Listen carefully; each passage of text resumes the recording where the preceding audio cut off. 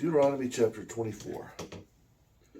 If a man takes a wife and marries her, and it should be she finds no favor before him, because he found something shameful in her, and he writes her a certificate of divorce, puts it in her hands, and sends her out of his house, and she departs from his house and marries a different man, and the latter man hates her, and writes her a certificate of divorce, and puts it in her hands, and sends her out of his house, or the latter man dies who took her as his wife, then her former husband who divorced her cannot take her back to be his wife after she was defiled, because that is an abomination before the Lord your God.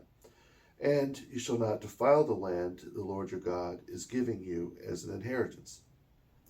If a man should take a new wife, he shall not go out to war or be charged with any business.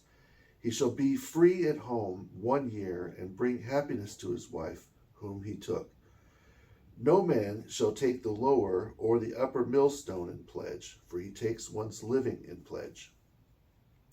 If a man should kidnap any of his brethren or of the sons of Israel, and mistreats him or sells him, then that kidnapper shall die, and you shall put away the evil from among you.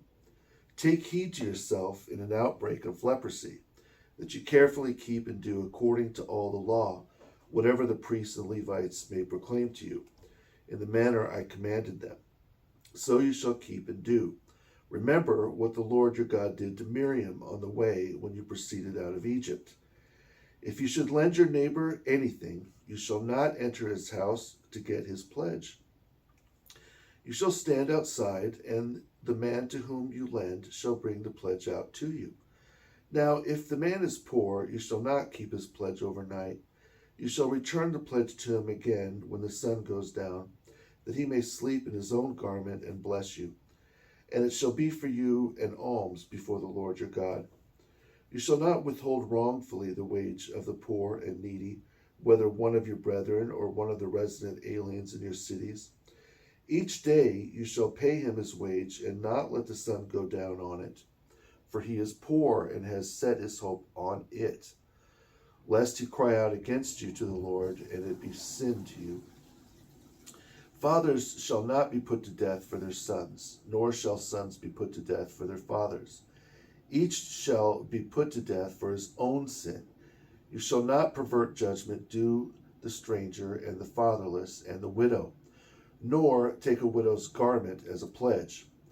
But you shall remember you were a servant in Egypt, and the Lord your God redeemed you from there.